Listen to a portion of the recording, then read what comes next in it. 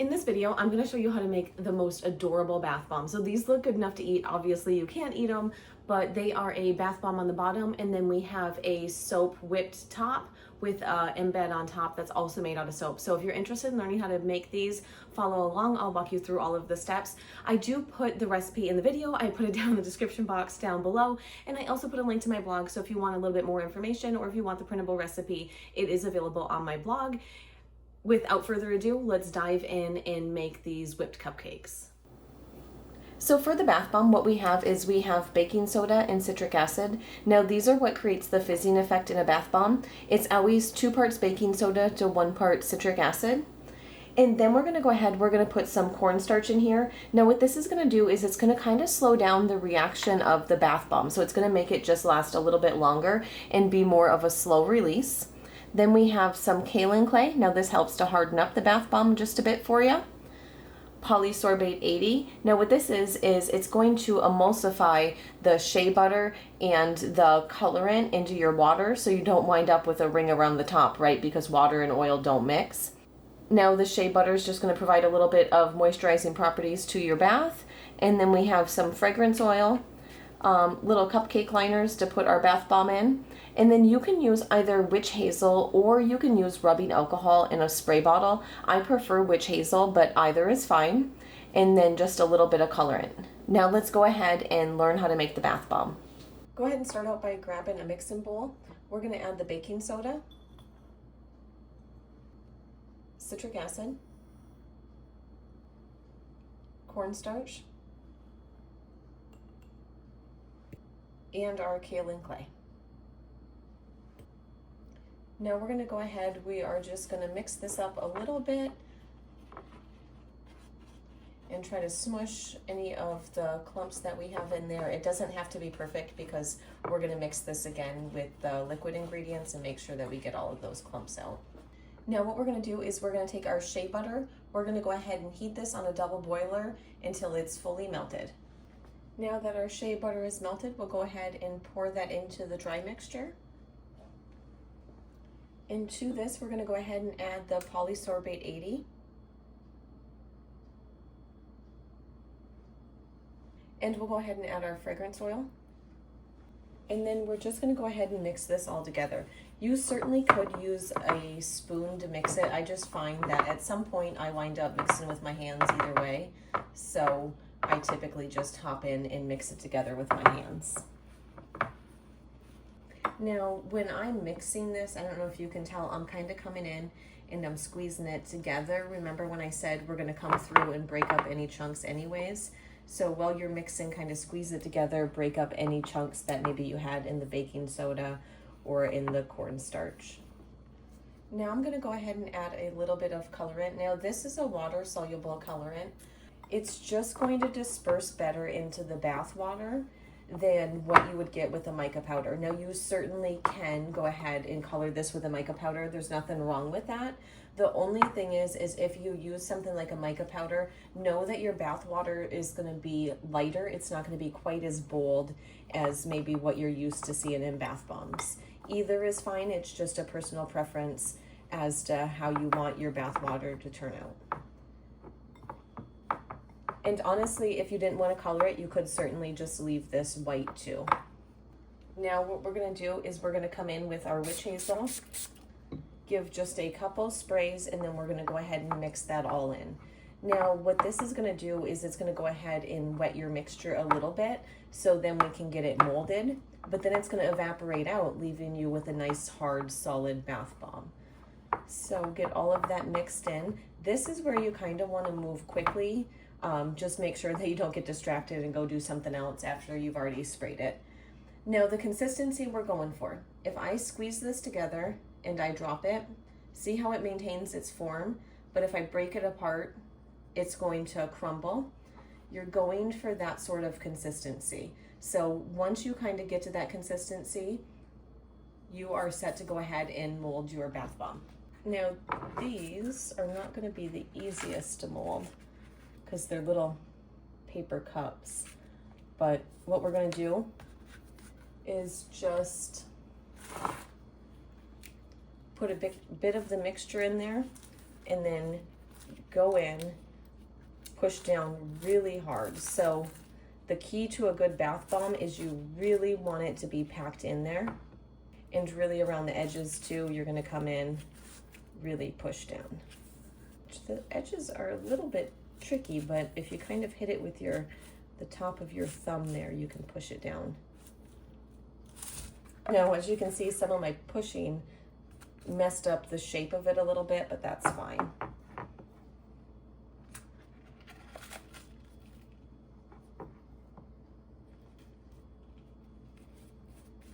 I'm going to see if I kind of hold the cup while I press, if that helps maintain the shape. Oh, okay. So that's what you actually should do. That's a way better shape.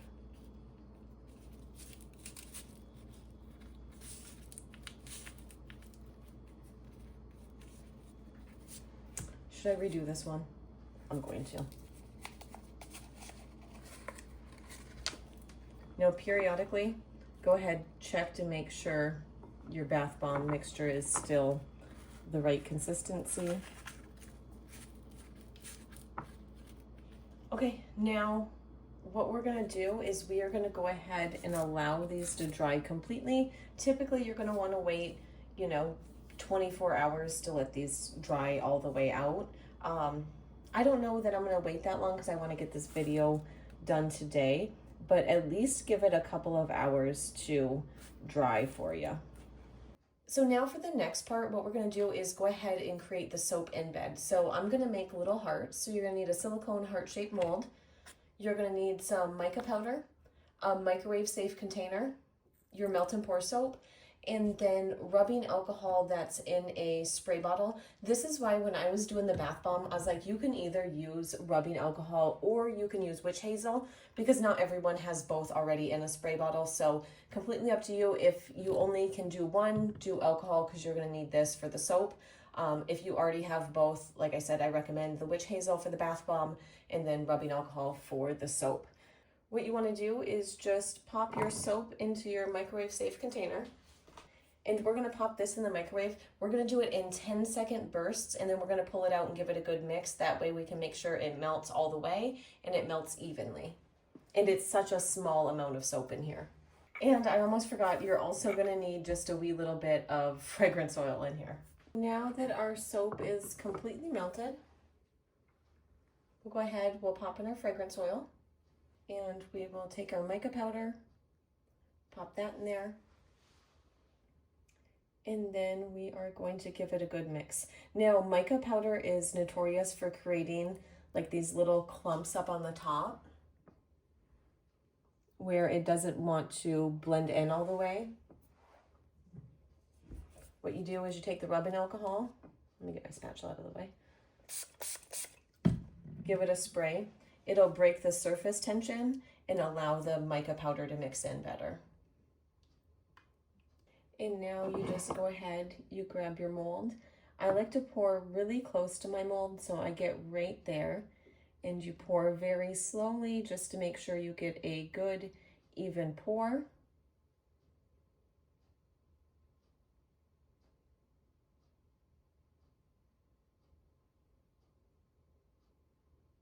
And then we come in with the rubbing alcohol, spray the top. That just pops any bubbles that might have formed on the top. Now we are going to allow this to cool completely.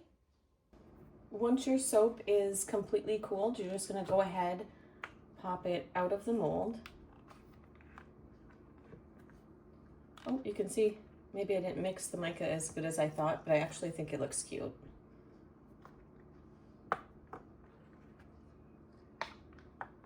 So you can see I didn't mix it as well as I thought, but I think it looks cute. Now, melt and pour soap you can't leave out. You have to keep it wrapped up, otherwise it's going to get glycerin dew. So what happens is the moisture from the air will create little like drops of moisture on it. So for now, we're just gonna go ahead, we're gonna wrap this up in some saran wrap and set it off to the side. For the piping on the top, what you're gonna need is some foaming bath whip. You can either make this or you can buy it pre-made. Mine's just bought pre-made. And then a little bit of fragrance oil and a hand mixer. Now, because we are mixing this, I'm just gonna pop it into a container that's gonna make it a little bit easier to get this all whipped up. Now, as you can tell, it's awfully melty because it's warm in my house, but normally, like if it's winter, it's gonna be a little bit of a thicker consistency than what you have here. If it's too soft, you can go ahead and put something in there to harden it up. You could put a little bit of melt and pour soap in there if you'd like, if you find that it's too soft for you. But we're gonna pop our fragrance oil, and then we're just gonna give this a really good mix. So with your hand mixer, come in, give it a really good mix. Now, when I'm looking at this, I'm just not gonna be able to get it hard enough to hold the shape. So let me go grab a little bit of melt and pour soap and I'll be right back. We're gonna have to tweak it just a bit. So go ahead and grab yourself a microwave safe container. Pop your melt and pour soap in here. I'm only using clear because I'm out of white. You can certainly use the white. It's not gonna make a bit of difference. Now that our melt and pour soap is melted, we'll go ahead. We're just gonna pop that in there. And we'll give this a go.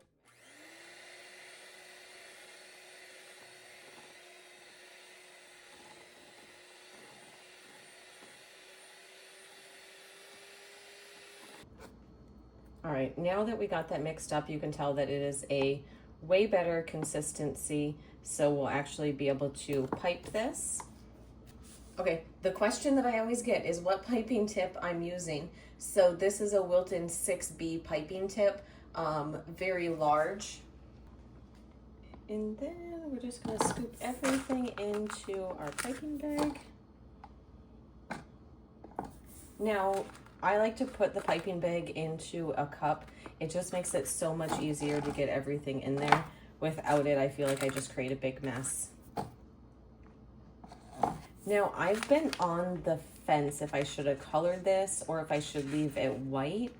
But I don't think I'm gonna color it because I don't really wanna go, I feel like, I don't know, that blue on blue is gonna look good. So I'm hoping just the pop of the embed is gonna make a difference.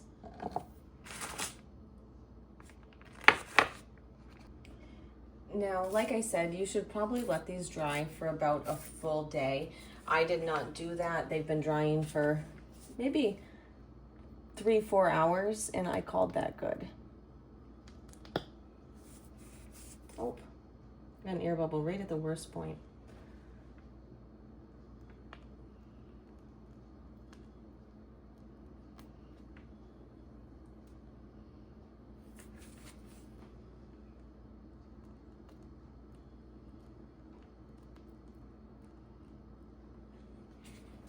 I do not like the way that this one's looking, so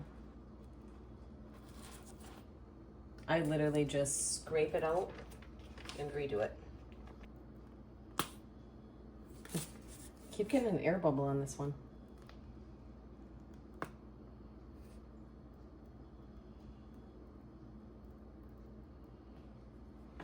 Ooh, and it turned out being the best one. Do I repipe these ones? Because this one's so darn cute. And that you could literally pipe it as many times as you need to. Let's try this again.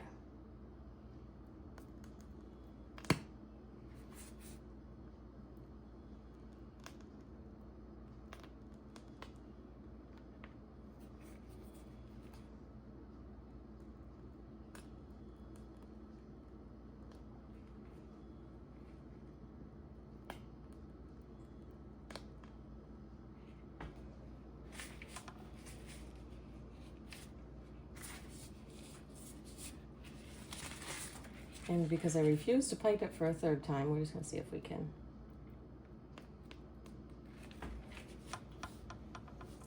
Nope. The other one's gotta go again.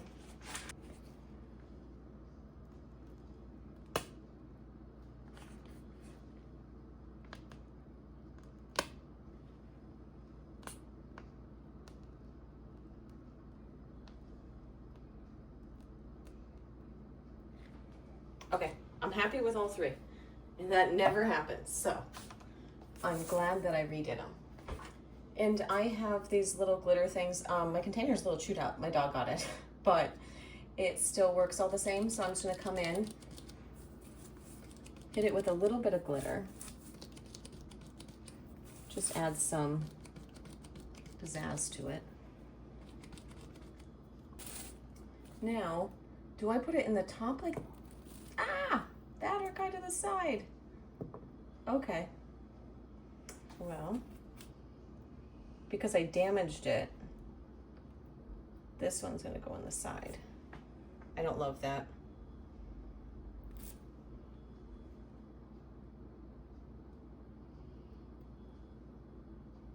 Oh, that's adorable. And then I could have also did it this way, but I'm kind of vibing with the top.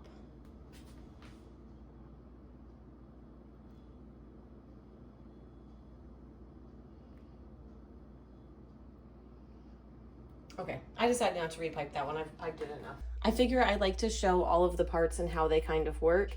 If we pull our melt and pour soap out, let's start out by using our little mini soapy embed, the one that we made with the melt and pour soap. Now, this is the part that I didn't absolutely love with this, is it didn't get quite as hard as I wanted it to. See how my finger kind of can make indents? I don't feel like that would package very well, but that can be fixed with just more melt and pour soap in there.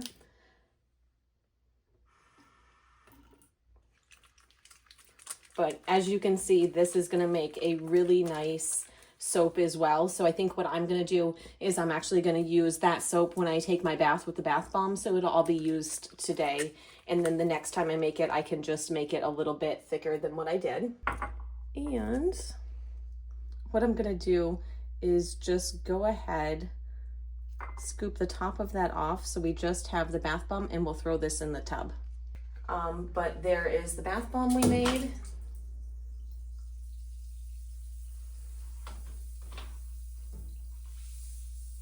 Kind of hold it up so you can see it a little bit.